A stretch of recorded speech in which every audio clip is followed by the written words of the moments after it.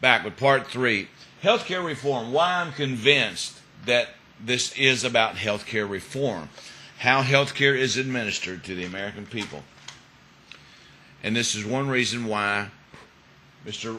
Barack Obama, and it ain't got nothing to do with your color of your skin, buddy. I disagree with you. Because all the comparisons to him as Adolf Hitler, I was doing that with George Bush too.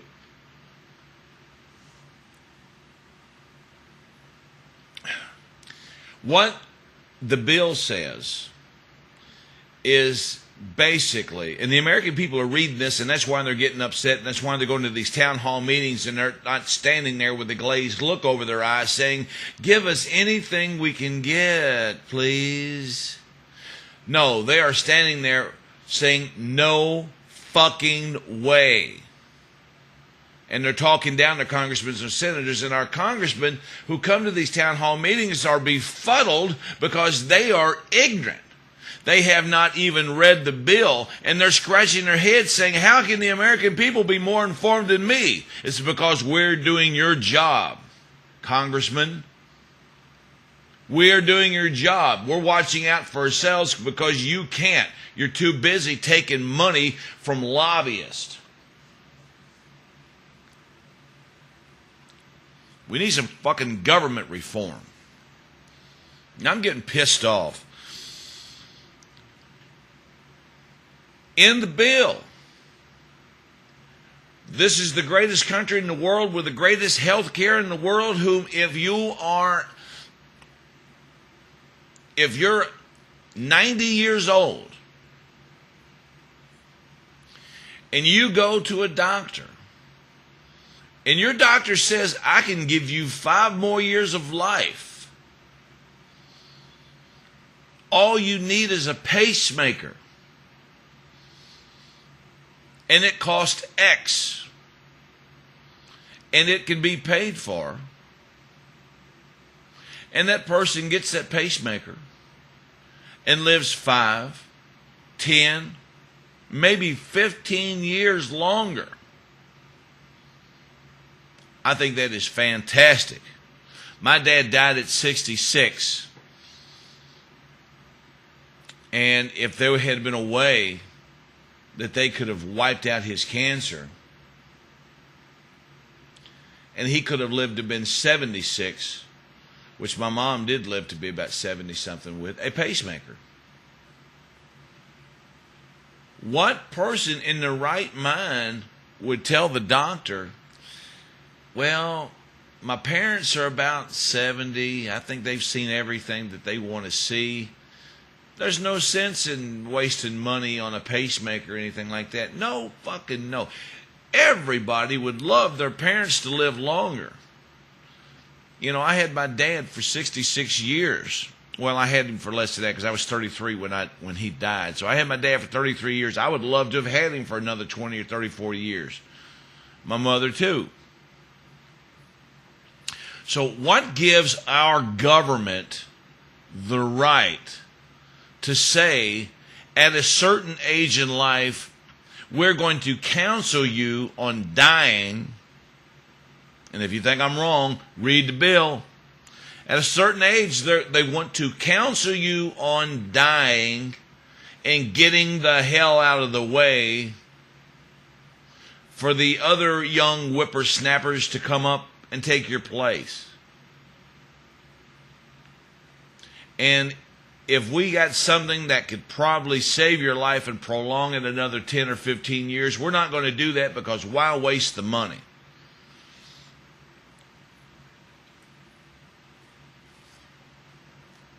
Let me ask you a question. Henry fucking Kissinger, who's up there about 80 or something years old, you evil motherfucker.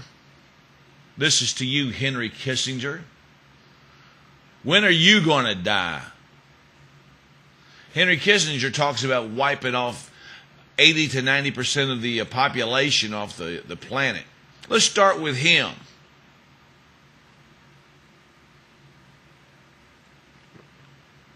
And that's what this whole healthcare thing is all about. Getting rid of old people. Getting rid of young people who are not quite perfect in their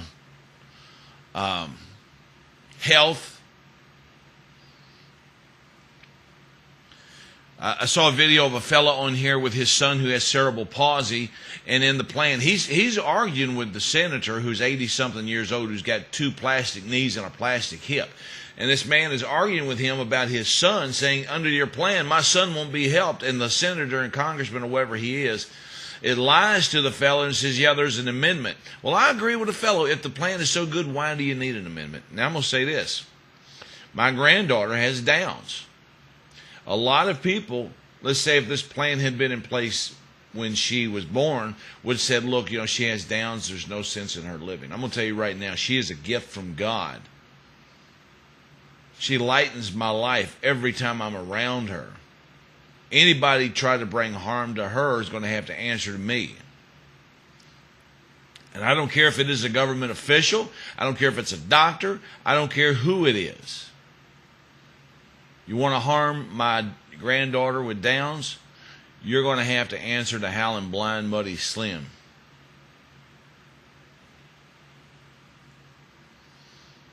You talk about they want to depopulate the planet. Let's start with some of the big motherfuckers who are up there that are worthless. People like Henry Kissinger, Dick Cheney, George Bush Jr., George Bush Sr.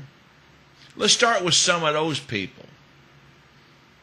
Because I'm sick and tired of these uppity, snot-ass, rich motherfuckers who think that they are elitist, trying to pull the strings to run my life and your life. As if we don't know how. We don't know what's better for us. It is time we woke up, got up off our asses, ladies and gentlemen, and put them in their place and let them know they are no better than you. They were hired by you, and they're not doing their job. They can go into the unemployment line. We need to get a bill passed for a lot of things. Let's see how much time I've got. I got plenty of time. Here's what we need. We need some government reform. We need to do away with lobbyists. The FCC runs all the television and radio stations. There should not be a need for a politician to raise money to run for re-election. What a politician should do, everything they do good, everything they do bad should be publicized for the constituents to see. There should be no reason for them to raise money. All television stations should be required to give everyone running for office certain amount of minutes a day to say, oh, by the way, vote for me. That'll take some corruption out of it, because when a politician realizes he can't bilk the American people and slide a couple $100,000 in his pocket from campaign contributions, I think you'll start weeding out some of the more bad ones and start getting into some more of the good ones.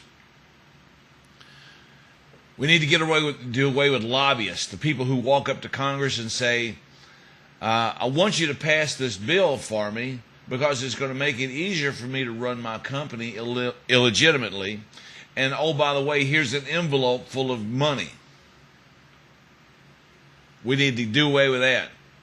Congressmen should listen to their constituents and find out what's best for us, not what's best for them in the long run with money in their pockets. And here it's taking money out of our pockets. And finally, we need to end the Fed, shut down the IRS, start printing United States notes at no interest. We need to stop this putting people out in the street. We need to bring jobs back to this country. I understand profit, ladies and gentlemen. You got to make profit.